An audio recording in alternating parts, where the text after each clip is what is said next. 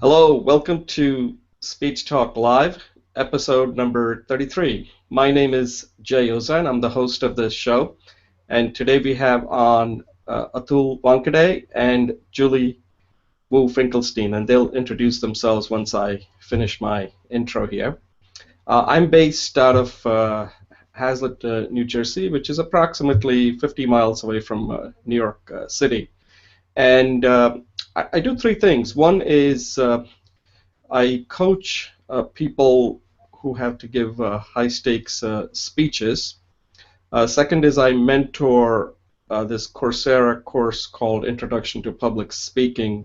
So I mentor students all over the world. And the third thing that I'm currently working on is a book on public speaking, which will go into my journey to become I call it good to great speaker. So those are the three things that I'm primarily focusing on right now. And one of the things that we do on this show is that we are loosely affiliated with the Coursera course. And this is kind of our opportunity to discuss different speech topics. We review speeches.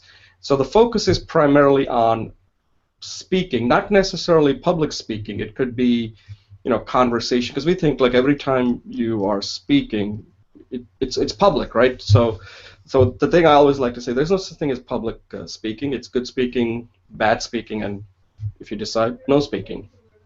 So one of the things we do is we have a learning community on Google Plus that we created a while back, and we use that as a way to learn, teach, in fact, mentor, share, and it's a support group. So this is an opportunity for people to come on if they feel comfortable. We don't force anybody to come on this show and discuss various speech topics, because public speaking, I believe, is one of those things you just don't learn about it when you suddenly are faced with giving a speech. You should be doing it every day, because we speak every day.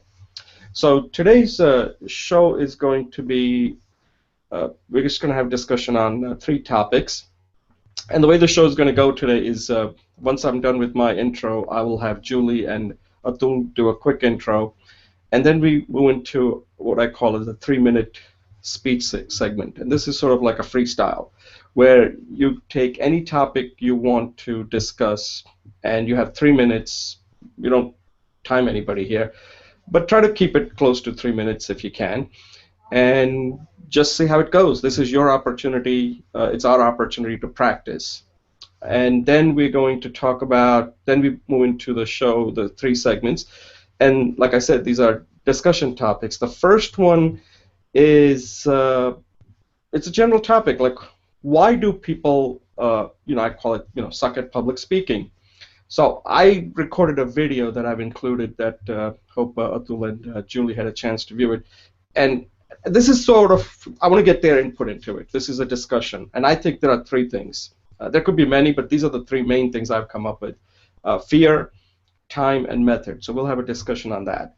The second topic is, and again, this is an important topic, is feedback. This is, again, a topic, it's a recurring topic that keeps coming up.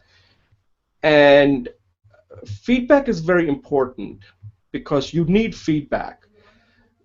And I'm using this kind of an analogy here on how to give feedback. And I use an analogy of an optometrist, and we'll have a discussion on that. I'll go into it in more detail. And then the third one is kind of a little controversial on what makes a good speech, right? Because when you're on a stage and you're speaking, you have some belief. And sometimes you don't want to try to appeal to everybody. You want to find out who are the ones that are going to really like the message that you're giving. And you can't target everybody, otherwise that's not going to work. So I call it that you need to think about being a little delusional when you're speaking. Like, there's certain things you're going to say that other people out there are not going to agree with, but you got to say it anyway. And be in that position. You've got to be ready to do that if you want to come across as a kind of a powerful speaker. And so we'll have a discussion on that. We'd like to know what Atul and Julie have to say about that. So that's the show for today. And at this point, I'd like Julie first, and then Atul to do a quick intro, and then we'll move into our 3-minute segment. Julie? Hey, good morning, you guys. Good morning, Atu and Jay. And I see both of you are in dark today, and you're both wearing glasses. So I at least have some dark on, but I don't have my shades on. So I'm not as cool as you guys.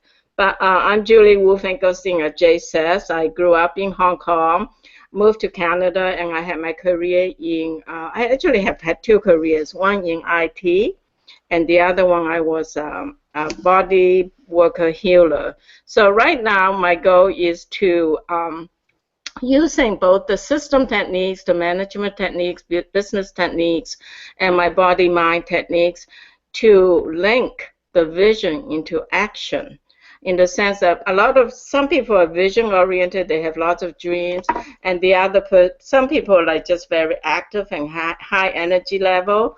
But I think the bridge between the two makes a lot of interesting things happen. So right now I have 2 workshops for free that I do to facilitate that, and also I facilitate 2 online forums. One is for public speaking success, and the other one is just uncovering our own already existing success. Today, so that's what I'm going to do, and I have several speeches I like to do. I see that today I'm doing sharing a method of how to stretch, and then I would like to talk about creating a binder for the map of your life, the universe, and then my future speeches will include using meditation for problem solving and opportunity seeking, and then another speech is the vision action life cycle that I'm developing. So thank you. Okay, great, Julie. Atul? Hi, Julie. Hi, Jay. And hi, folks there. I'm Atul Wankare. I'm based off Bellevue, which is like 20 miles from Seattle. I work as a software engineer in travel industry. I've come from India and been here in state for a few years now. Apart from work, I spend most of my time playing with kids and running around behind him. And I'm expecting one more kid, so I'm like really excited. So next on March is the due date, so I'm looking forward for it, and hopefully I get time after running behind the other kid and handling the other little one. So yeah, excited. Thanks for myself. Congratulations. So you have a son or a daughter right now? I have a son right now. And the next one is going to be? A daughter. All right. There you go. One of each. That's what I have, a son and a daughter. So, oh, nice. So that's good. All right. Congratulations to you and your wife. Thank you. Thank you. Okay, so at this point, we will move into our 3-minute speech segment. So I'll go first. So I'll take a pause here first, okay? Okay, welcome back. Welcome to Speech Talk Live, episode number 33, and we're going to do our 3-minute speech segment where each of us has roughly 3 minutes to give a speech on any topic that we choose. So I'll start first. So I want to talk about something that happened in the East Coast that I think many of you are probably aware of, which is that we had a storm. I think the storm was named Jonas. I don't know how they come up with this name, but hey, that's what they named it, Jonas.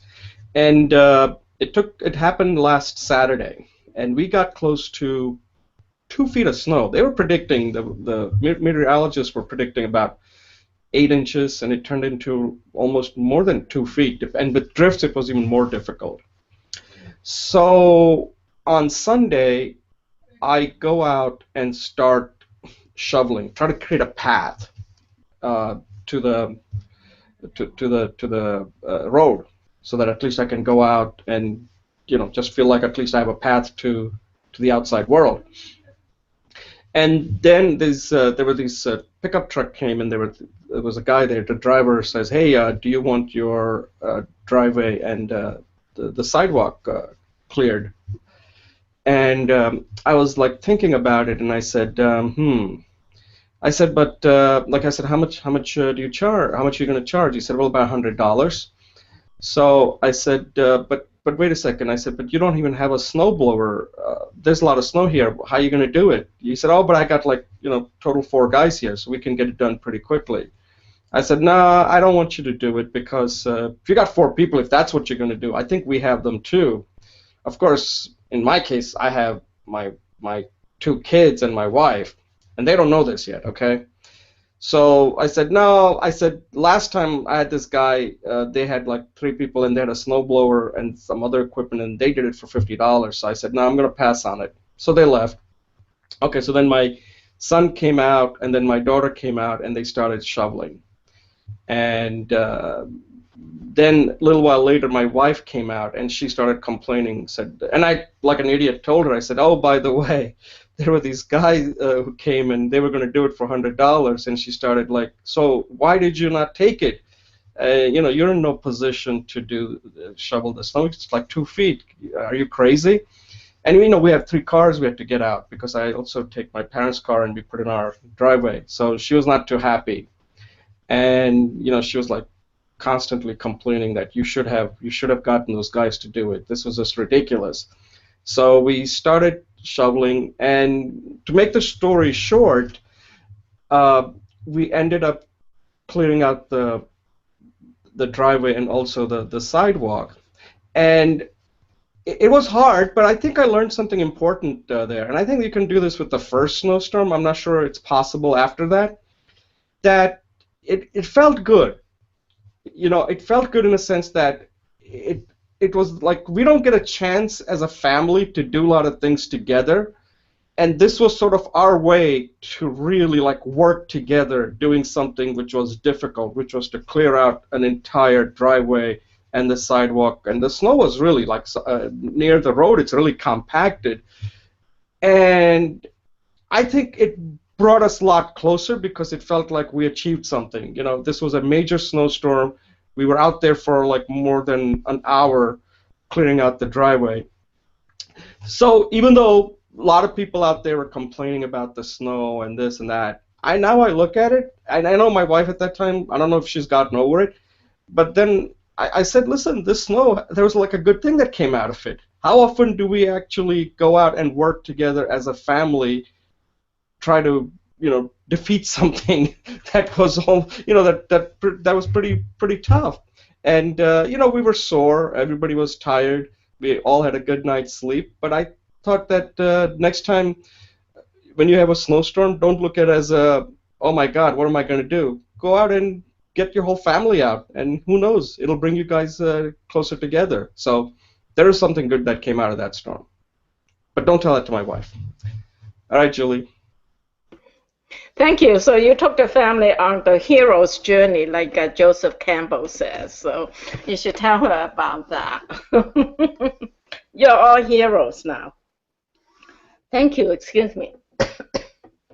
Hi, Julie again. So thank you. Today, as I said earlier, I want to share with you a book I'm writing. And it's going to be actually more like a booklet.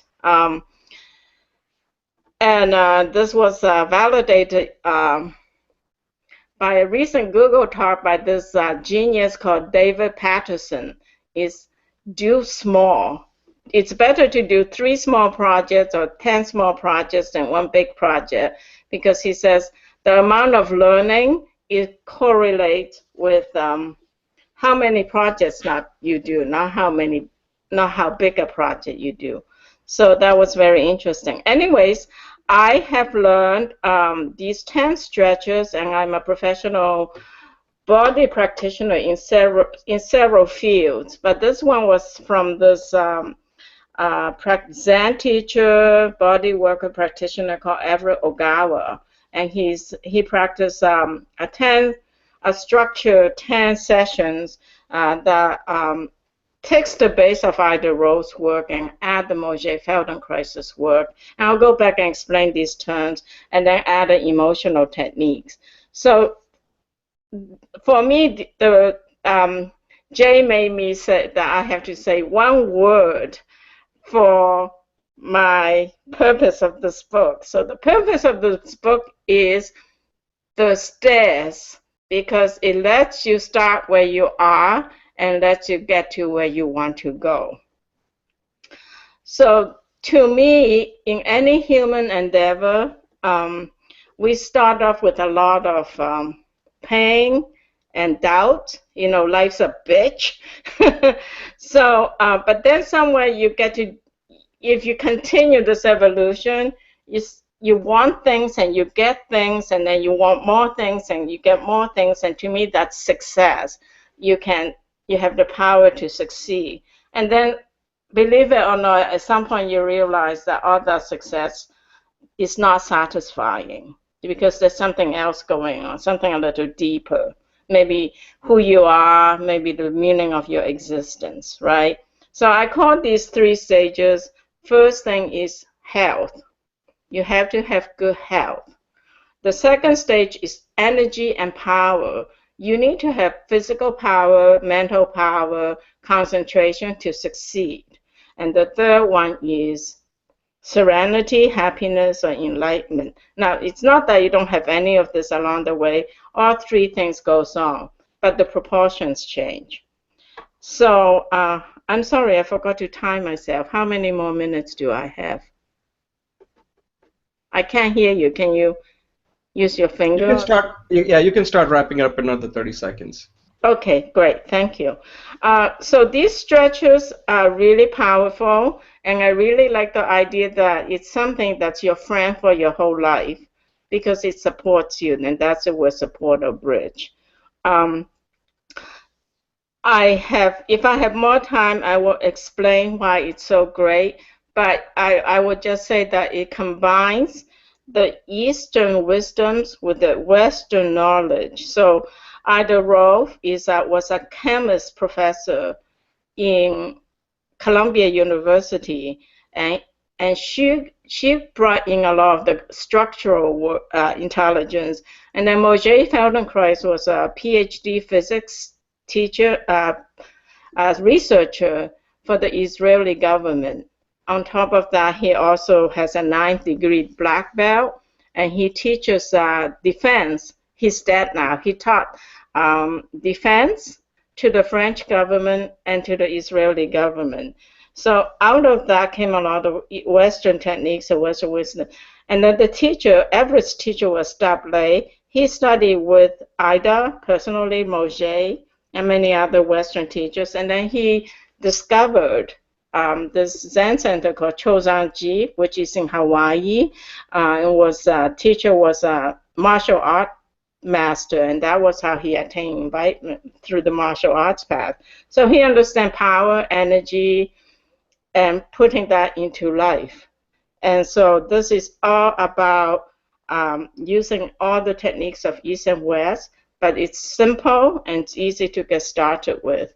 So I invite you to find out more about it by emailing me at julieclw999@gmail.com. And I'll be giving away free books in a month or so as a beta version. So you can get a free book if you give me feedback. So thank you. Okay, excellent. Yeah, so at some point we'd like a longer version of this speech. I think you're working on that, right? So, right. All right, Atul. Yeah. So yeah, that was a great speech, Julie, and Jay as well. I kind of like the idea. Family time. It's good. It's a good one. So today, I'm volunteering for hackathon, which is organized by Expedia, and going to share some things on it. So Expedia is hosting a hackathon at University of Washington, Seattle here over this weekend. In fact, it's going to start at today evening around 5:30. So this hackathon is basically Expedia has a bunch of APIs around car search, hotel reviews, and they have put up a hackathon webpage for it, explaining what this API and how to use those APIs. So as a part of this hackathon, developers would come and use those APIs. It's not mandatory for them to use only Expedia-based APIs. They could basically use Facebook, Twitter, and then use one of these APIs and basically create an app.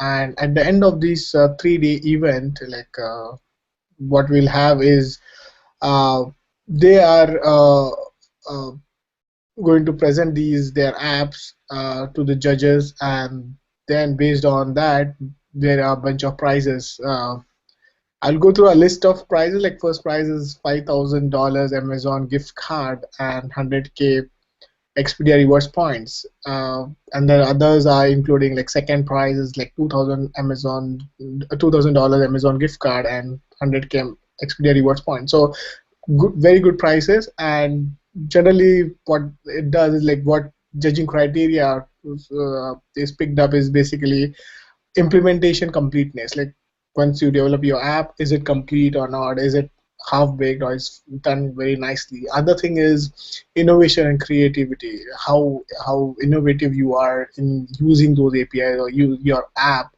And third is what business value is going to add maybe to Expedia or to just whosoever uses that app. And finally, the fourth criteria is like application to travel industry. Of course, Expedia is a travel company, and your app is how relevant it to travel industry. So those are pretty much four judging criteria where the apps would be judged by. So we received around 350 registrations so far, and our capacity is just 200. So it would be mostly first come first serve basis. Um, then as a volunteer, I'm volunteering in the registration part, which is like today, where we need to help set up some machines so that when the developers come, they know they need to have a registration API, the key, and all the formalities like signing up, verifying whether they are actually registered, getting a group together, finding a spot for them, getting the name registered, handling them the swags and other stuff. So today would be generally a very busy day. So yeah, I'm looking forward for it. That's it from my side. Oh, okay, that was excellent. So, let me just make a comment before we move on to our next segment. So, Atul and Julie, the speech that you gave are excellent, because what it should do is it should make somebody say, I want to know more. And both of you did that. So as far as my criteria, because see, mine, there's nothing more to go beyond what mine was. Just an experience. That was it. There's not going to be another storm, so I can't go any further than that.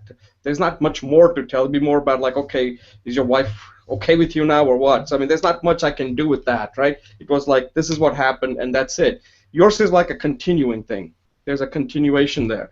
So one thing that I would suggest is that when you get a chance, look at what you just gave, because your speech was excellent, what you communicated, right? You gave us a lot of information there.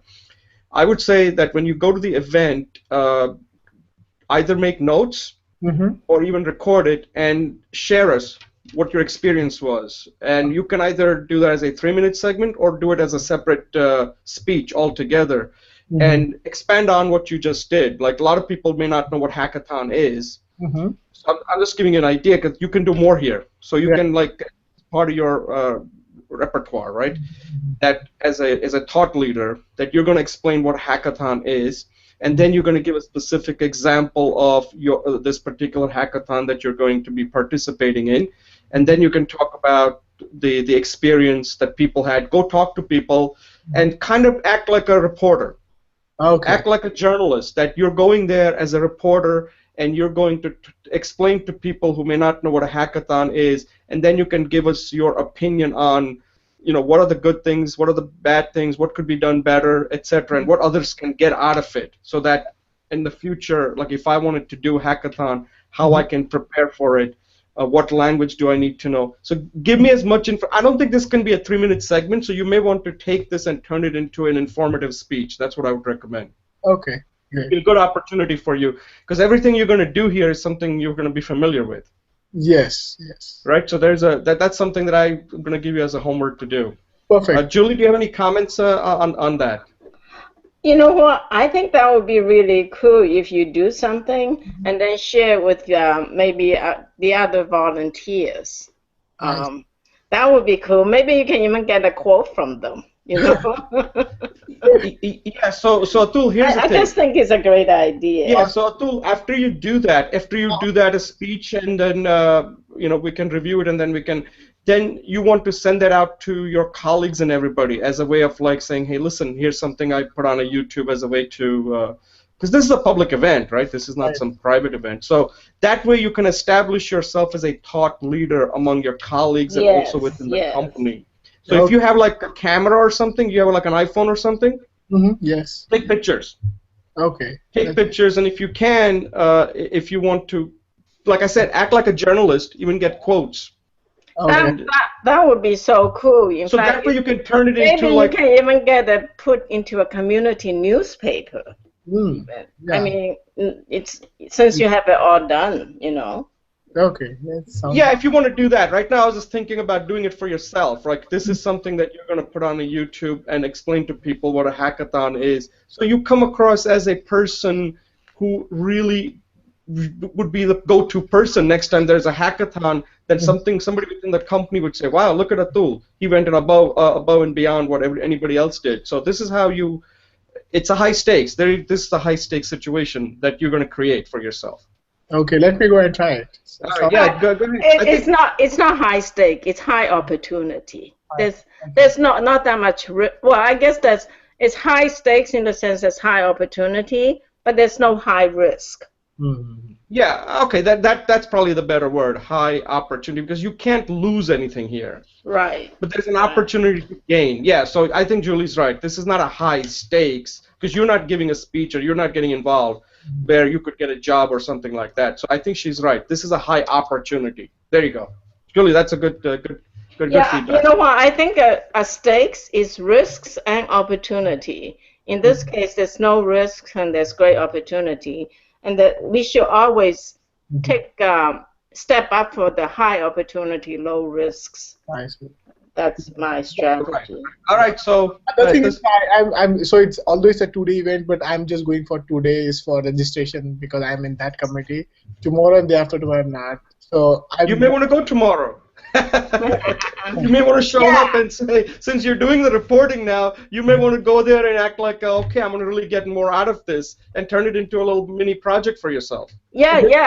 Just at the end, get the winners and get their comments. That would be cool. Yeah, tell them. Like, by the way, you're Atul. I do the show. I'm going to record this, and I wanted to get your experience. Like, find out their experience. Good, bad, or ugly, whatever. And would they do it again? Like, they come up with that ultimate question. Ultimate question. They recommend. Would they recommend somebody doing this for participating in this hackathon in the future? And that would be so. Go with the preparation. I think there's a good opportunity for you. Yeah. Oh, yeah. Let me try because we had some other friends meeting there, like get together around Sunday, and so that's why I was not able to. That's okay. Right. Well, in the future, I'm just saying that these are all these opportunities that you have, and if you just dismiss it as like I'll just do what I volunteered for, then you could be missing out, because this is like Julie said. Julie's absolutely right. I misspoke there. This is not a high stakes as far as you can end up losing something, but it is definitely an opportunity that you're creating for yourself, because nobody's asking you to do it. This is something you're doing on your own, and that's how you create that opportunity. And who knows, maybe it could lead to something from that. True. That's how you get noticed, by the way. Yeah. All right. Good suggestions. Thank you. All right. So good luck. Let us know. If not, then next week let us know in a 3-minute segment. What your experience were. So at least at the minimum, we'll get that from you. Okay. Great. Thank you. Yeah. Okay. So at this point, we're done with our 3-minute speech segment, and we'll move on to our segment number 1. So I'll take a brief pause. Welcome to Speech Talk Live, episode number 33. My name is Jay Ozan, and we're moving to segment number 1. And in this segment, I want to talk about, this is a discussion topic on the 3 reasons why people are just not good at giving public speeches. And I thought about this topic, and I came up with 3 things. One, of course, is fear. We all have it. Second is time, and the third is method. So let me just briefly go into it, and then I'll have Julie and Atul chime in and what they think of it. So let's talk about the first one, fear. Now, you know, you always read these surveys that people would rather die before they give a speech in front of people. I'm not sure how true this is, but let's say it is true. And the reason is that people fear, and it could be true because we don't like other people staring at us, right? It scares us. It's just, that's how we're wired. And that's one of the reasons why when we get to the third one, you have to be a little delusional when you go out and speak in front of people. You have to kind of block that completely out. So we all have fear. Fear, I think, is constant. I have fear even doing the show. There is fear. Speaking to a stranger, you have fear, like, oh my God, I'm going to get rejected, or who knows. Like, we all have fear. Fear is there. You can't get rid of it. When people say they don't have fear, there are only like 3 reasons that I could think of. One is they don't care. Second is there's no stakes there, so why should they have fear? And the third is that they could be, you know, they may have some mental issues. Who knows, you know? So fear is not something you can say that, oh, I'm going to try to get rid of my fear. That's a losing battle because every situation is going to be different. Unless you're speaking to your mom all the time, then you're not going to have fear, but that's not realistic. The second one is time. Now, the time and method can help you overcome fear. That's how it works, right? And one of the things that I've noticed is that people don't realize how much time it takes to work on a speech, to give a good speech. Now, I'm talking about speech that you're going to give in front of a lot of people. The amount of time that's required is just enormous. People just don't realize how much time that is. One of the things I cited in the video that I included is that this Elizabeth Gilbert, I think we might have reviewed her speech on one of our show. According to Seth Godin, who may have coached her, she spent 4 hours a day for 3 months to get ready for that speech. That's over 300 hours. That's just not realistic. I can't spend 300 hours like that for one speech, but evidently some people who go on TED Talks spend that kind of time to get ready for that one speech. So you can see how much time it takes to get in front of a large audience and give a speech like that. The third is the method. A lot of people don't have a method. They just think speaking is just you put an outline together and you just kind of wing it. I don't know what the percentages are, but many people that I remember at work or even now don't even record themselves. They have no idea what they look like, they sound like when they're giving a speech, what kind of gestures they're using. Do they look awkward? Are they like shifting their weight around? I mean, they have absolutely no idea, and then they go and give a speech, and people notice it, and it reflects poorly on their speech. And I call that, you know, winging it. And then there are other things people do. Sometimes they'll try to get feedback from their friends and colleagues, which is good. But the problem is that unless they really know what they're doing, and they know how to give feedback, and you know how to receive feedback, it's not going to work. Then sometimes companies say, oh, you know, we need to send you to a class. And people think that's going to fix it. And it doesn't, because speaking is not something you can fix taking a class. Yes, you'll get some knowledge, and you will get very good knowledge. And let me tell you, speaking is not something that's been just created. It's been around. The people like Aristotle and Plato have written about this. So this is not something new that's not been around. What you do need to know is that it's a process. It takes a long time, and you got to start working on it now rather than wait till the speech comes. And one of the things I've now coming to a conclusion on this is it's very hard to really improve your speaking unless you raise the stakes and you have a high stakes speech that you have to give. Otherwise, you're just not going to take it seriously. There's nothing at stakes, and you're not going to really pay a lot of attention to what you're doing well and not doing well. Unless you're appearing on this show, then you're going to get feedback from people like me and others, and you will. But still, you have to raise the stakes. And one of the things I always tell people is we put this on the YouTube. So whatever you do on this show, there are no multiple takes here. It's raw. In fact, that's what I should call this show, Speech Talk Live Raw. We don't edit anything. We cut out the pieces, but the Speech Talk Live show will appear as soon as I hit the start button till I hit the stop button. Everything you see is as it is. There's nothing that's edited, and that's what speaking is. You can't edit your speeches. You can edit your writing, but not your speaking. You can edit videos, but not when you are in front of an audience. You can't just say, let me stop and reword that. It doesn't work like that. So those are the three things. And Julie, what do you think? Why do you think people struggle when they have to give public speeches? Do you think it's a fear, time, method, or is there something else that I missed? No, I mean, when you say method and time and probably instead of fear, maybe just psychology, I think those are great, and fear is certainly the predominant emotion there. I just want to say that you're right that fear is constant, and I like to say that courage, you have to have courage to overcome fear, but courage is not having the fear or getting rid of fear, but as you said, the fear is always there. So courage is feeling the fear and doing it anyways. Definitely true. And then time, it sure does take a lot more time than I thought. But I think there's a different way of looking at the benefits, because when you learn to speak publicly, it's not a skill just for public speaking occasion.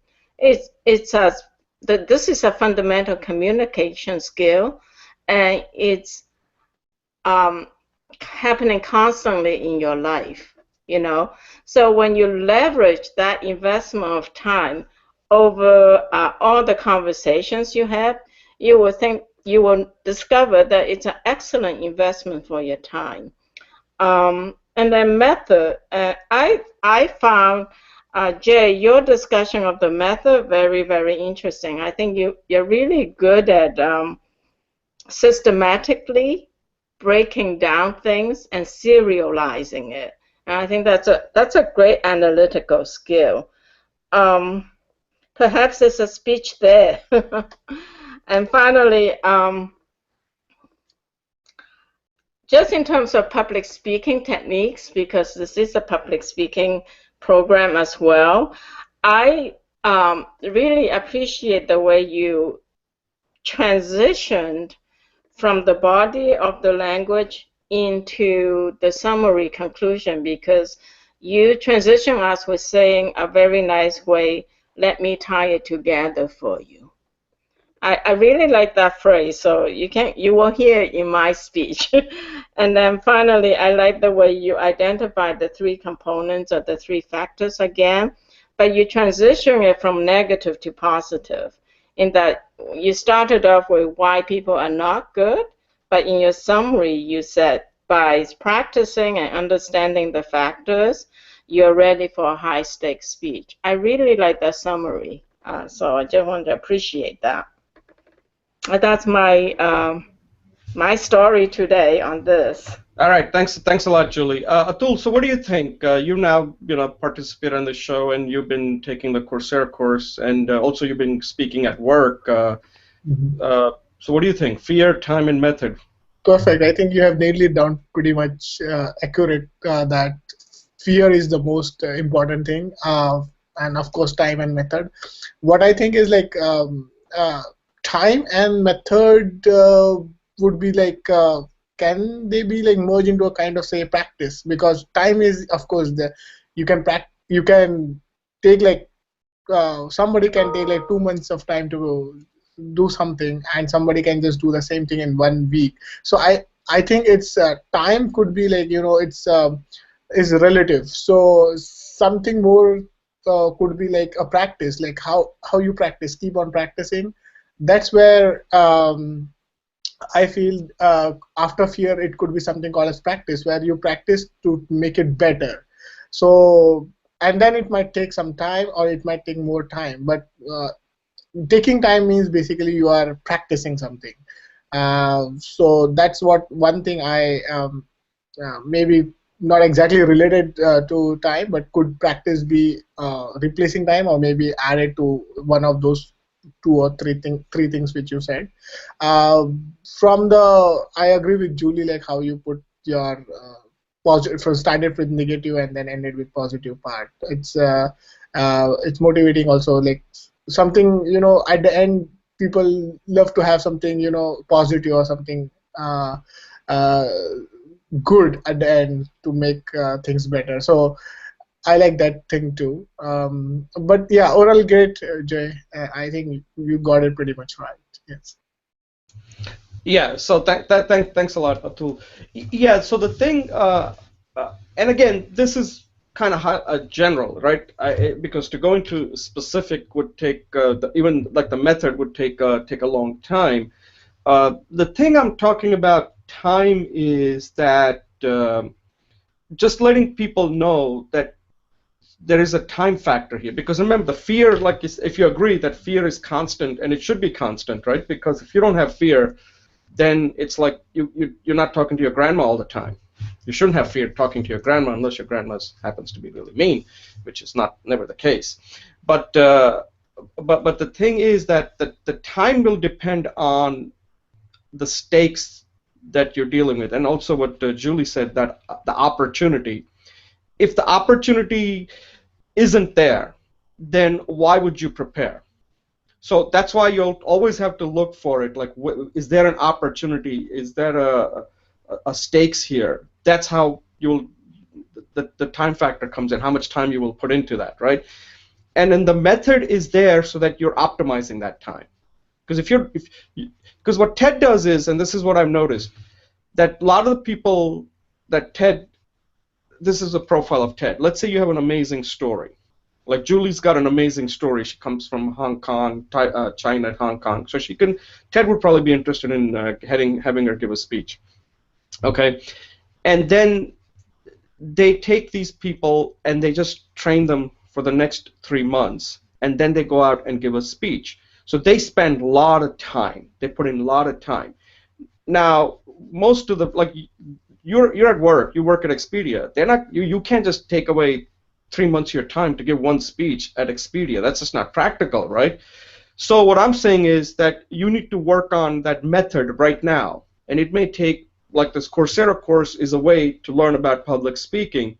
So in the future, when you have to give, that's why I was saying that this hackathon speech that you could be working on would be part of your learning the method, applying the method, so that in the future, so what you're doing here is you're taking the method that you'd be learning, like an informative speech, and applying it to this context of hackathon. So in the future, when the stakes are high, the method is already there. The time part is that will increase based on the stakes. So that was the whole point. I just want to make it sure, it maybe not have come out that clearly.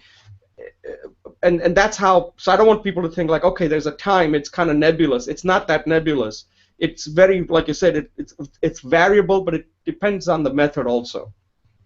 Julie, any closing thoughts?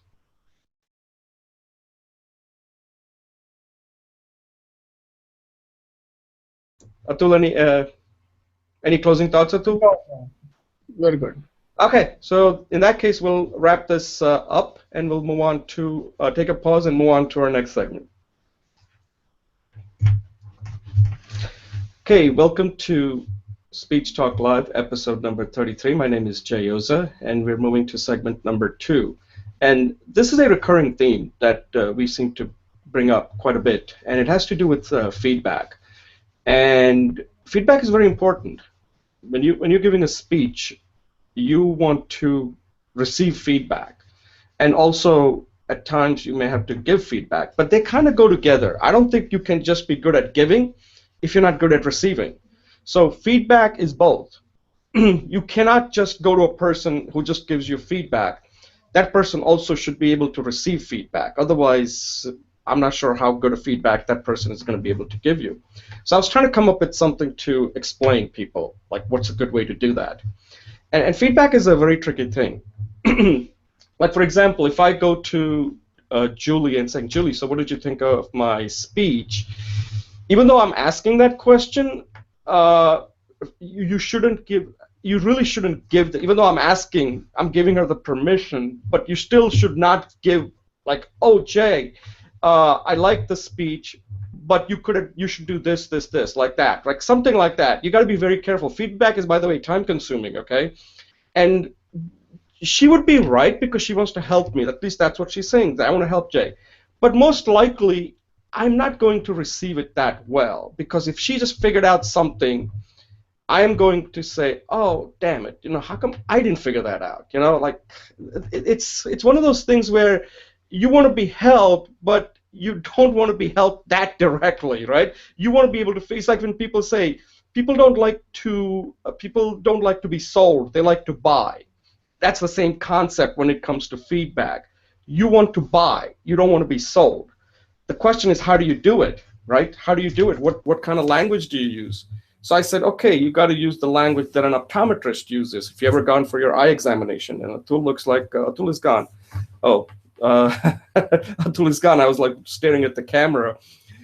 So if you go for an eye examination, and Julie, you've been to an eye examination, right? Where the optometrist will put on that, I forgot what that unit they call, and they'll keep adjusting the prescription and ask you, is this better or this better, this better, or this better? They can't determine which is the one that's going to make you see better. They can give you some idea, but at the end, you got to tell him, yes, this is the one where I'm seeing better from this eye, and this is the one that you adjusted is what's making me see better. And then, boom, suddenly he writes down the prescription, and you now got a 20/20 vision, or as best as you can possibly get. And that's the kind of that's the process that you have to use when you're giving a feedback. You got to be in the mode of an optometrist or an ophthalmologist in adjusting the vision and saying, try this, try that, try this, try that.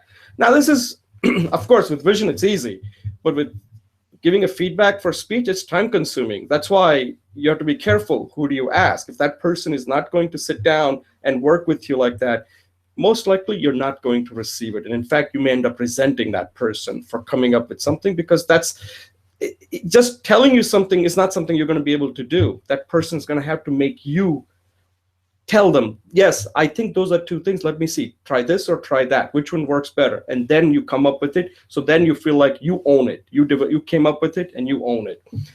Julie, what do you think? You give a lot of feedback. So what is your approach? Yeah, Jay, I really like, I think I did a lot of commentary on this one. I really like your idea of like kind of feel it out. It's like a dance kind of thing. And yeah, some people think that they're being honest when they just do a core dump. But even in programming, you don't do a core dump. You want to figure out what the person's really looking for, and you want to figure out what the person's, how much they can take, right? Because psychological study says you need 3 to 5 positives for 1 negative to maintain positive relationship. So I generally start with, as you said, there's 2 ways I started. Sometimes I start with, depending on my level of knowledge and relationship with that person, I may just say a little bit and see how they take it, which parallels your way of doing introductions too. I'll go into a little bit more. The other thing is I'll just ask, what kind of feedbacks do you want? Do you want me to look at your body language? Do you want me to look at your content? How much time do you want me to give you feedback? If someone says, I only have 2 minutes, I know I'm not going to do too much. So yes, because when you go into an optometrist, you already know what the goal is. I think when people solicit feedback, I need to establish the goal. So that's a pre-step to optometry. And Here, one of the points that really stuck out to me is that the person could become resentful and maybe envious because you said, like, why would you figure out and why didn't I figure out? So that's a relational thing, right? If your boss comes to you and asks you, you don't want to give him everything and make him feel bad. On the other hand, you want to support him. So it's a fine line. So finally, going back to what I said earlier, that I really like the way you approach everything, like even in helping me doing in your coaching me in the speech I am trying to give, and in your talks about going through different levels of introduction, you always have an incremental approach, and you always have like checkpoints in between to say, um, is this person continually interested? Should I go up to the next level? And I think that's a really nice strategy. Finally, I think because of the way the feedback goes, I think there's a fine line between feedback, coaching, and instructions. As you go deeper into the feedback, you're providing knowledge and information in a way that may be instructional for them, right? So that's an interesting exploration.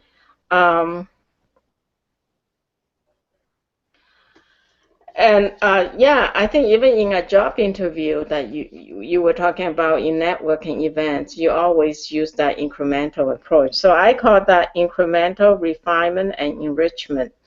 The strategy of incremental refinement and enrichment, which is you develop.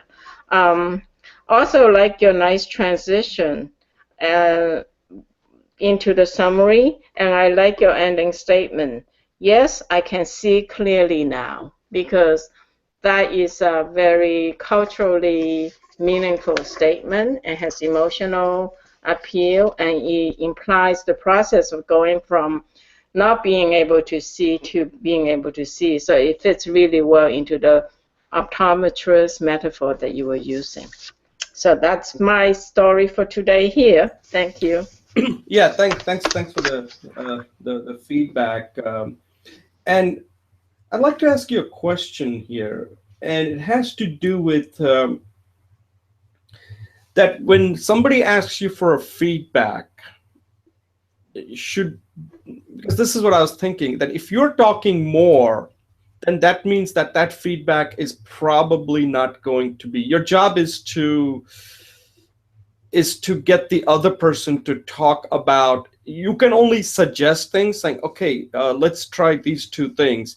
And the other thing, oh yeah, this is another thing. So that's one thing. So keep note that down. Like, how much should you be talking and what kind of language you should be using so that you're not talking too much, but you're saying, let's see, there are two things that there's one thing you're doing, but there's another thing you're doing. Which one do you like? Like that. Like exactly what an optometrist would do. Do you see better with this, or do you see better with this? Do you see better with this? Do you see better with this? So there should always be two things. So the person gets to make the decision. You shouldn't be making the decision for the person. The second thing is, this is something that I just learned when I was listening to, I think the guy's name is Marshall Goldsmith. I think he wrote a book, What Got You Here Won't Get You There, or something like that. And I saw him on one show where he said that, let's say an employee goes to a manager about something. And the manager says, okay, to make it better by, like, say he makes some suggestion, like, oh, why don't you do this? Or like, why don't you change this wording to this? And that might make it, he gave some number, incremental, he gave some number. It might make it like 5% better. But then he said that's true, it might make it better a little bit, but then that person will now lose that motivation by 50%, because now suddenly that person, he didn't use the word like he'll be jealous, but I think he was saying the same thing that I picked up from another book. That, so the manager, let's say you're my manager, I come to you and say, Julie, what do you think of my speech? And you say, Jay, I like your speech, but I think you need to move a little bit more. That may make the speech maybe 10% better, but then I may lose the motivation completely, and that may drop to like 50%. So the question is, if it's just improving by a little bit, it may not even be worth mentioning it. That's why I always use this formula that I call it the 60-30-10. If you're going to make the first thing that you say, or the first thing you want to target, has to make the improvement, it's got to be weighted at 60%. And the second thing has to be weighted at 30%. And third, if you think it's necessary, it's 10%. Because remember, no speeches are perfect. And after 3, it's not even relevant because you can't make that many changes to anything. So the top one, the first one you pick has to be making a big improvement. Otherwise, don't mention it, because otherwise what you're going to do is that person, instead of making the speech better, his motivation could drop substantially. Now, there may be some research here that explains this better, but it's something that I was thinking about, that when you give a feedback, you have to use that calculation, that when you say something, what are the consequences of, you have to weigh it. I guess that's what I'm thinking. The improvement versus what that person could be losing. You have to kind of balance that, because it might improve it a little bit, but what does he lose when you improve it a little bit? Anyway, you may have a better way of wording that. You want to give some, what do you think of that? Oh, sorry, I forgot to mute.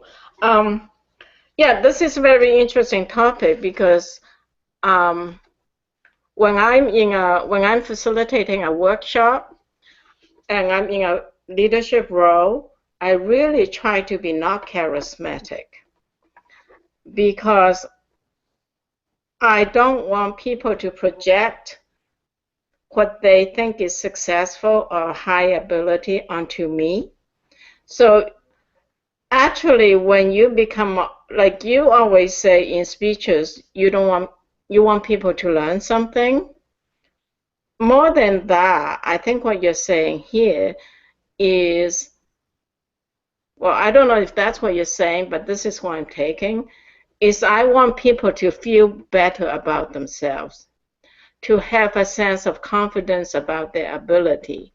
So if you come off as too smart, 2 things could happen. They could lose their power. They could lose their power 2 ways. They can lose their power by resentment, thinking you're better than they are and you have taken their power away. But they can also lose their power by projection. Like, oh, Jay is such a wonderful speaker. I will never be like Jay. Instead of saying, hey man, I'm a pretty good speaker and I just learned something from Jay, I can be a better speaker. I'm very sensitive to that. So what I do is I not only give people choices, I always affirm them, and I affirm the skills that they already have before I add an incremental skill. And so, yeah, I do let people speak a lot. In fact, I just came out of a coaching section, and I think she spoke 80% of the time. But the 20% I do speak, you're right, I have to make sure it's really to the point and it's really important, because otherwise I won't be able to substantially shift anything. So there's a lot of time and attention and space in creating this trust, right, before they're ready to shift in any behavior. So I think you're talking about that as well. I mean, that's how I take care of it. Yeah, and there's another point that I was asking you about. It's like, do you weigh the pluses and minuses? I mean, do you use, what kind of calculation do you use? For example, saying, okay, you know what? Like, for example, like say I gave a speech and you like the main, like I said, you got to know what the main parts of it is that are important. And now you're focusing on something that could be improved, okay? That could be improved, but I haven't asked for it. But by bringing that up, like, you could be showing, look how smart I am. Like, I picked up something, like it could be body language, okay? But in its totality, it may not be that important, right? Because your message was clear, you were passionate, all of those things that made the speech good. At that point, you could bring it up. this is where good coaches and bad coaches make a difference, because you calculate and saying, you know what, I could bring it up and that would make the speech better, but then what else? What are the consequences? Because everything that's positive cannot just be positive. There's also something you lose along the way too. And suddenly you just now pointed out something that may increase my speech a little bit, but then suddenly I lost some confidence in the process, saying, oh my God, she just pointed this thing out. You have to look at how I feel about it, right? And that's a very hard, I don't even know if I'm expressing this clearly, but that's something that when you're giving a feedback, you do have to think about. That at what point do you stop? If something major is wrong, like for example, when you and I were having a coaching session, I said the main message, if you can get the audience into your story, then the message isn't going to get through. That's a main thing. I can't just ignore that. But if you were like certain else, that's not a major part of it. That's like not the top three, or like I said, the 60%, there's a 30%, there's a 10%. If it's down at the 10% level that the speech could improve by 10%, then I may just decide not to mention that, because that's not that important. Because by bringing that up, I have no idea how that could affect you as a person. And that's what I was trying to get to. That's something that we do have to think about when we are giving feedback, that you hone in on the main thing, but then minor things you may want to let go, because then the person is not going to react well to those minor things, and it may not make the speech that much better in its totality. Yeah, I mean, I think I was trying to say that, but maybe I need to say it differently, is I first of all let the person talk a lot, so I know what's important to them. So I'm both the person expert. I know what this person wants, and I'm also the subject expert. Okay, so at any one time, you have very little opportunity. In my coaching sections, I'm not dealing with public speaking, right? I'm dealing with people's visions and their livelihoods, right? So they bring in like a lot of heavy issues, right? So I will never solve all their problems. All I can do is kind of change the direction a little bit, the bow, and hopefully they'll get to the destination in the right time, right? So it's not even they talk about the 80-20 rule. 20% of the stuff will affect 80% of whatever's going on. It's really the 90-10 rule or the 5-95 rule. You really have to get into the core issue and just focus on that. So that's how I do it. I hope that I answered that question. Yeah, no, I think you did, and I mean we're just having a discussion. I mean this could go on for a while, but at this point we'll just wrap this up and say that feedback is tricky. You have to really think about, just like you have to prepare ahead of time when somebody asks you feedback, like randomly, like, hey, what do you think of this? Don't fall into the trap. I'll just give you a humorous example. I think I might have said this. I was on a plane and there were these a young woman and her mother. They were sitting next to me, and they're from Ireland. No, they're from England, I believe. England or Ireland, I think. And the mother looked, she was in bad shape. She had a breathing apparatus, and the daughter was bringing her to Disney World. It's a money that they had saved because she doesn't think that her mother's she's got all kinds of lung related issue. I forgot the word. There's a lung disease or something. And middle of the flight, this young woman asked me, so like in an Irish accent, how old do you think my mom is? And I'm like, oh my God, this is a question you definitely don't want to be asked. And the worst is you can't be stupid enough to even answer this. But I was stupid. And I said, I think she's probably, first of all, I'm in my 50s, okay? So I think I'm in my 20s. I don't know why. So I said, I think your mom looks like a young I said, someone that she's probably much younger than she is. I would say she's in her mid to late 60s. And as it turned out, she wasn't in her mid to late 60s. She was in her early 60s. And I felt so bad afterwards. I said, never, ever answer that question. You should just say, I can't, I have bad eyesight. I can't tell. But don't. Well, you can say she looks great. She looks great. I don't care what age she is. She looks great. That's a better answer. But I don't know. I was kind of put on the spot, and I felt so bad afterwards. I was like, when I for the rest of the flight, I was like, I hope they don't throw me off the plane. I mean, she's got this breathing apparatus. I said, I hope she doesn't. But anyway, I don't think they took it badly. I said, look, I'm just terrible at picking out age. Since you asked, I have to be honest. But don't be honest when it comes to giving people's age. Okay, so we'll take a pause and start our next segment. And just put your thing on mute so I can. Sorry about that. Okay, welcome to Speech Talk Live, episode number 33. My name is Jay Oza, and this is segment number 3. And this is something you may think it's a little controversial. And this has to do with when you are giving a speech. And a lot of times when you're giving a speech because you have some kind of something to say, something that not everybody's going to like, everybody's going to agree with, but you still have to say it. Or you could just say, you know what, everybody doesn't agree with this, so I'm not going to say it, which is not going to help you. Okay, because no speech that you ever give, unless you're preaching to a choir, people out there are going to not agree with you or may not like you, or there's those things you have no control over.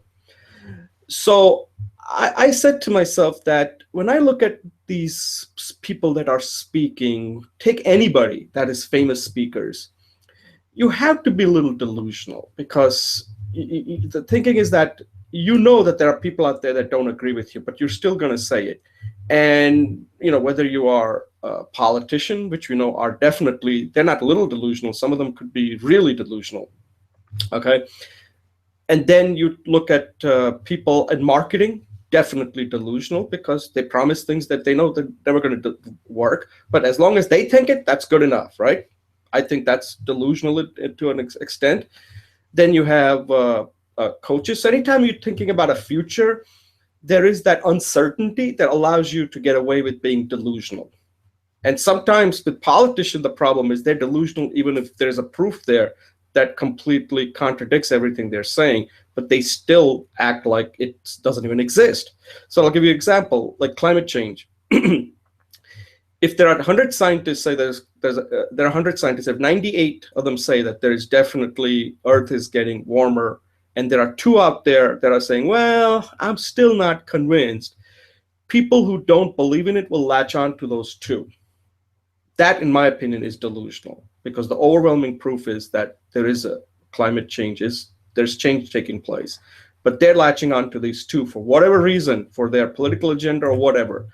And a lot of times, people who are delusional, they tend to be very powerful speakers. I mean, you go through history, you look at Adolf Hitler, you look at anybody, you have to convince people, because the future is uncertain. You have to get them to see the future that you want them to see, and not what they're seeing right now. It's what they're going to see. So anytime you see a politician or a coach, a sports coach, or a motivational speaker, or a businessman, or a marketer, they have to be a little delusional.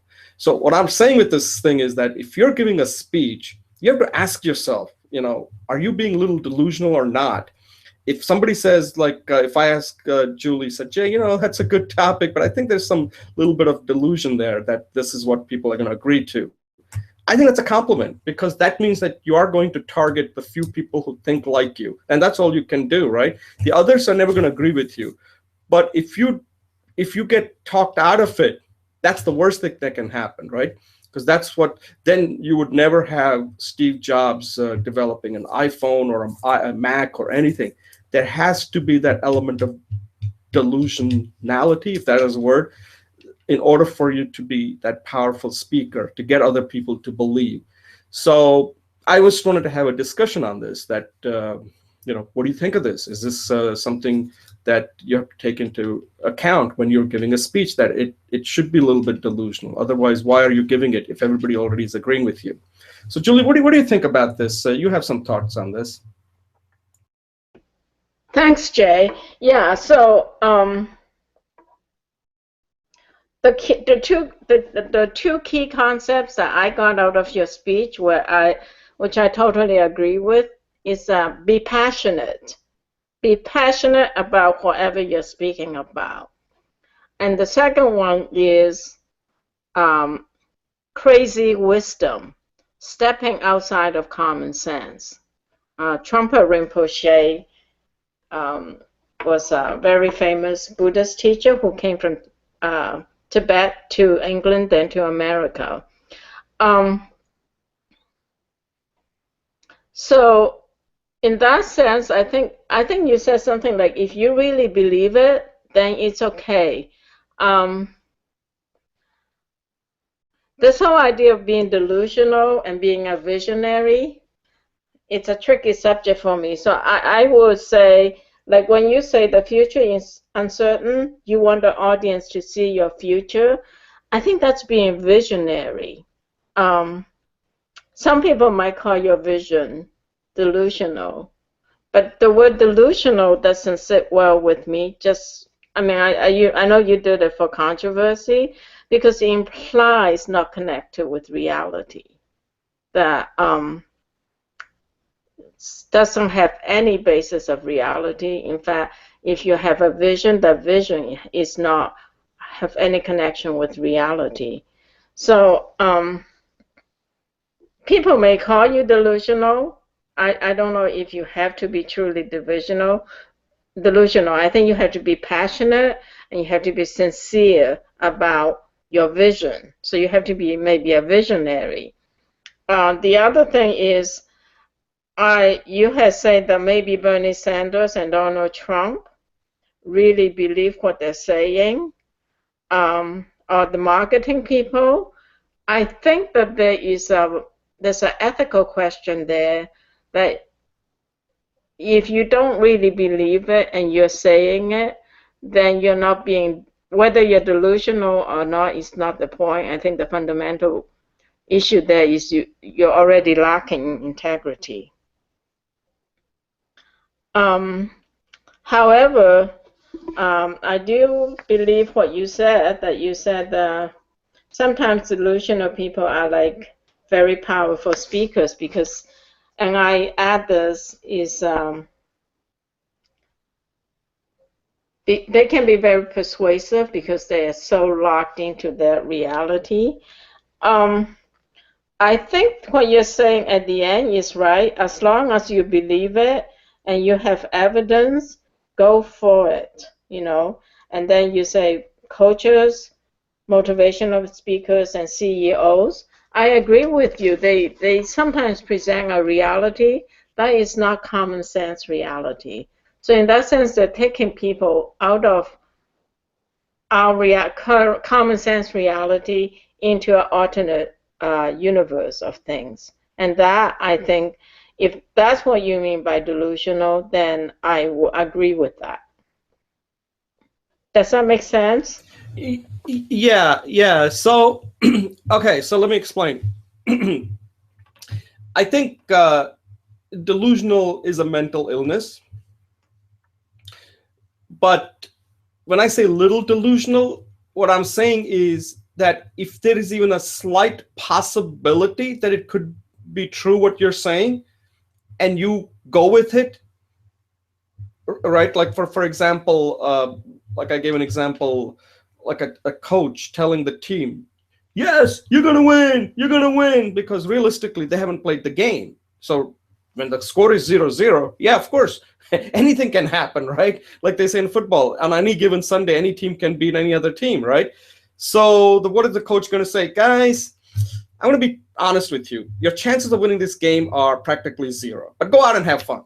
The coach is going to get fired if he did that, right? Or goes to the owner, Mr. So-and-so, let me just give you your chances of doing well this year are terrible. We have a terrible quarterback. We have a terrible coaches. We have terrible players. We'll be lucky if we win one game again this year. I don't think people like to hear that. So part of it is we like to listen to delusional people because, like you remember that famous speech that that in Animal House, Bluto, is it, that played by John Belushi, gives when they were like all beaten down, and he says, when the Germans attacked Pearl Harbor. I mean, he was just going on, and the people, one of the fraternity members says, let him go, he's on a roll, let him say it. And he gets the team all motivated. Are we going to end our college life like this? That's a great speech, actually. If you ever watch that, you can watch it, you can do a search on YouTube. And completely delusional. But you know what? People are captivated by other people that are delusional. Like, I think Donald Trump is delusional. I think Bernie Sanders is. All politicians, in a sense, who are running for president are delusional, right? Otherwise, who would be stupid enough to do that and promise things that they know they can never deliver? Donald Trump wants to make America great again. I mean, what does that mean? Make America I think America's already great. Like, what does that mean that he's going to make America great again? That means we had to be really sucking bad right now for him to do that. So that's a delusional talk right there. But people like it. People are attracted to people that are delusional. I mean, that's how Hitler became the chancellor of the Führer of Germany, because he just created this delusion that Germany was going to create the Third Reich and all of that. And after a while, people said, wow, this guy sounds like he could do it. Yeah, I'm for it, and that's what happens. So what I'm saying is that if somebody says to you, Julie, guess what? There is no, I mean, this is where it gets a little sickness, right? Where people said, Julie, guess what? These people who think there's somebody coming, somebody's going to come from spaceship and take us away. That at that point is not delusional. That becomes a mental illness, because there is just no evidence that it can ever happen, right? That has never happened in the past, and it's never going to happen in the future. That is a mental illness at that point. But if somebody says that, oh, climate change, there's one scientist out there that doesn't believe in it, at that point, you can get away with it, because if there's that one scientist you can cite as an example, even though what you're saying is completely delusional, but nobody's going to put you in a mental hospital because you can point to that one scientist. Hey, there's that one scientist. Like, just like what Donald Trump's saying, I can build a wall. Well, it's delusional, but realistically, the guy is a builder. Building a wall isn't that difficult, even though it's totally impractical. It's delusional because wall isn't going to accomplish anything. I mean, they got that Great Wall of China. I don't know what that's preventing people from, doing right now. It's just a nice thing that you can see and visit. It's a tourist attraction. So if he wants to make a Trump wall to kind of compete with the Great Wall of China, it could become a tourist attraction. That's all it's going to be. It's not going to achieve its objective. So that's what I'm trying to point out, that in a speech, don't try to dot all the I's and cross all the T's, because that's not what a speech is. A speech is supposed to get people kind of riled up one way or the other. And if it's just kind of not doing that, then I'm not sure what that, because this is in relation to, this is a much broader topic, and I think we're kind of taking it a little bit far. But I'm saying, when you're giving a speech, how far should you kind of traverse? It's a risk factor, right? Like, how much risk should you be taking, or should you just keep it very tight and give a real boring speech without without kind of being a little bit outside the 40 yards, right? And that's what I'm getting down to, that when you start doing that, then the speech gets a little bit, you kind of get painted as a little, some people will say, who are really narrow and tight in their thinking, are going to say, hey, that Jay and Julie, they're a little delusional in what they were saying about public speaking. You can't just make people into a great public speaker. I mean, that could happen to you. You're coaching people, right, with helping them. At some point, you have to see the future. There's a possibility. Is it going to happen? Are you going to be held accountable for it? Probably not. And that's what I consider as a little bit, delusional. Anyway, your turn. Well, I see that you're very excited about the topic, so good for you. I would just say that as a personal speaker, that first of all, even in society, there's a range of degree of how far you can stretch, right? So scientists have to follow the scientific method. So if they want to be accepted in that community, they probably don't want to be delusional, right? But however, when you take someone like Martin Luther King Jr., and he says, I have a dream, that's not common sense, everyday reality, right? So do you call him a visionary or do you call him a delusional? And I'm sure there's people on the other side, I don't know who they are, maybe the Daughters of America, who has a dream too, but their dream is a little different than Martin Luther King Jr.'s dream, right? And so, yeah, I think you're right. Even the question of what is delusional, there is a social context, and there is the community that you're speaking to, right?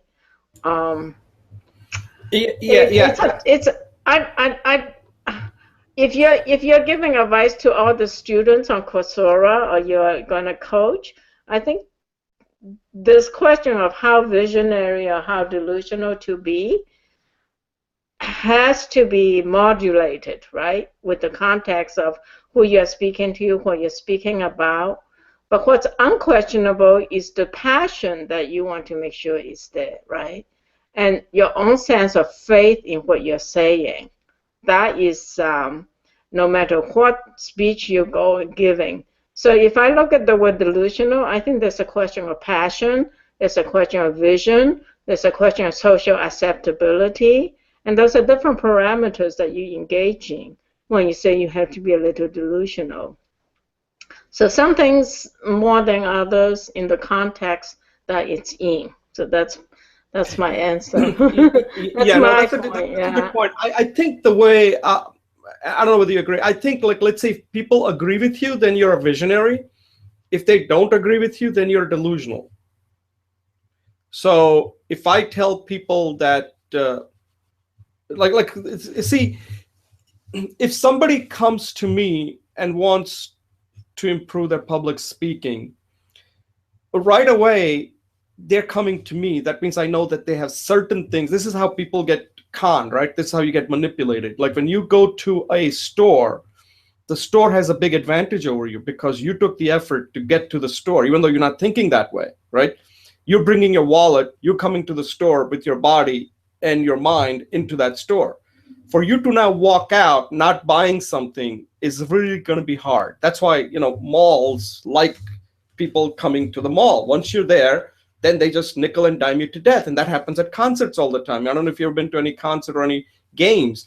The ticket you buy has already been discounted. That's already been paid for. Now they try to upsell on stuff. And before you know it, a simple game or it turns into a major expense, like whether it's Broadway or anything.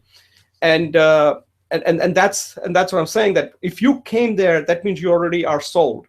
And now you're just going to keep buying, right? And that's what makes you, a visionary. But if you never go, you're like, I'm never going to this game because I know exactly. I'm not going to. I can watch it on TV. I can get the score on internet. Why do I want to give up?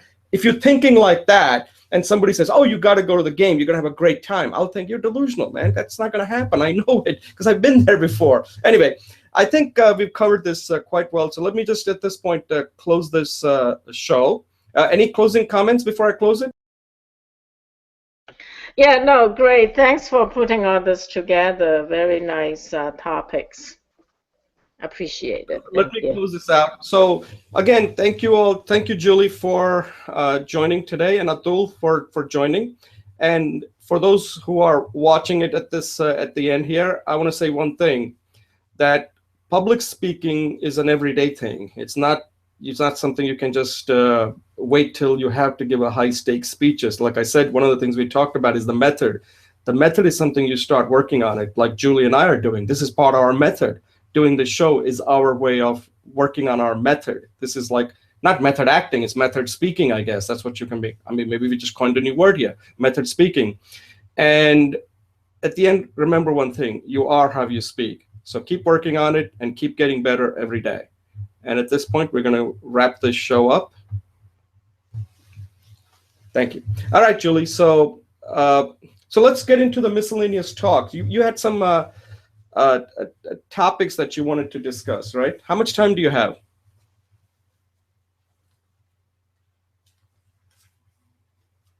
You can unmute your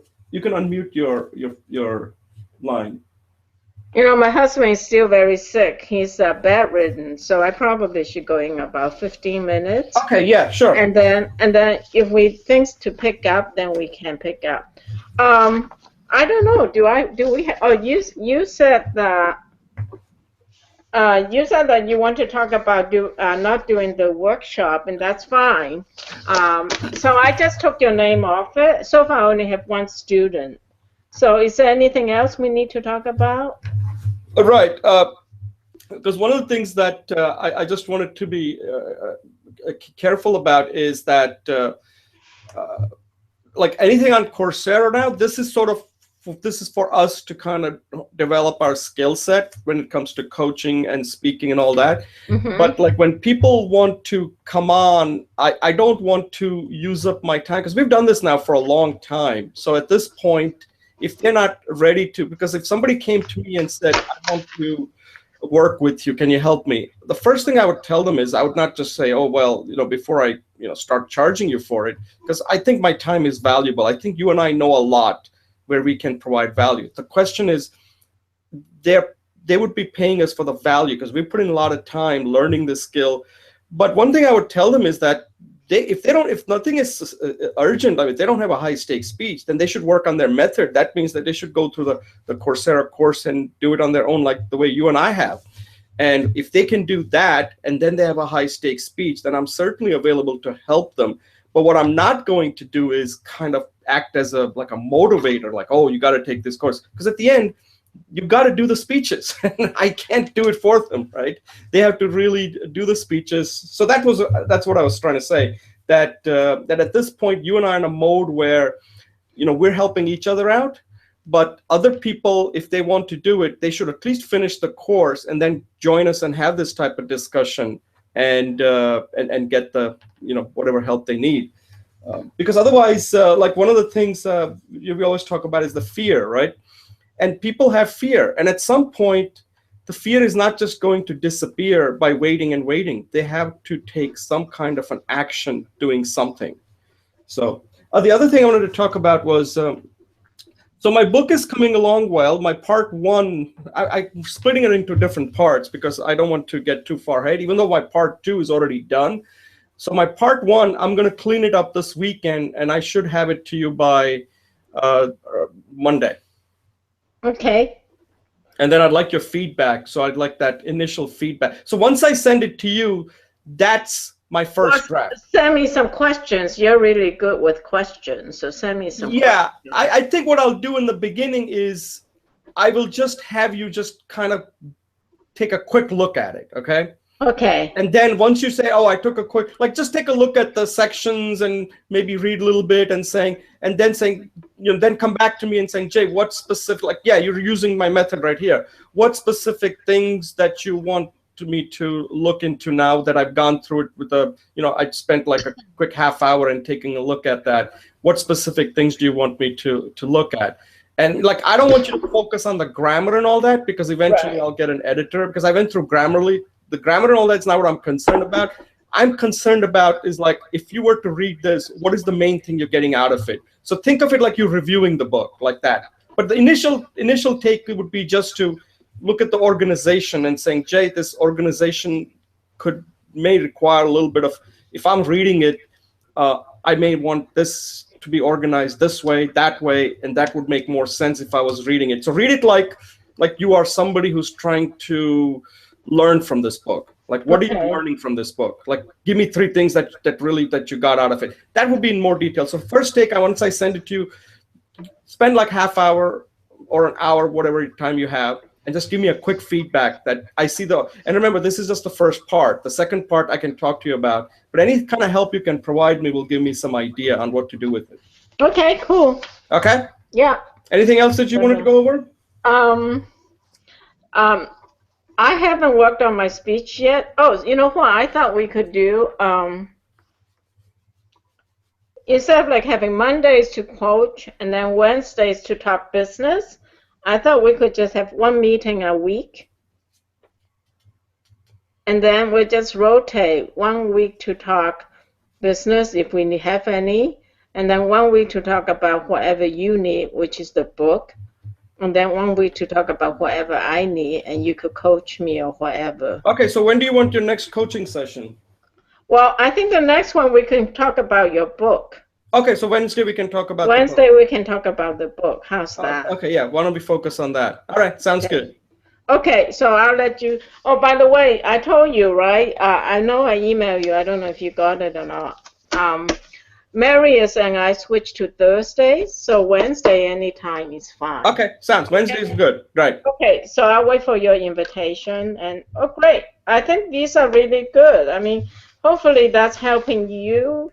I mean, today's speeches are really good. Hopefully it's helping you to develop your coaching practice. No, I think that first topic is included in my book. All these things are included in the book. That's why I needed to get some feedback from you and have a discussion on it. So I get a different viewpoint to think about.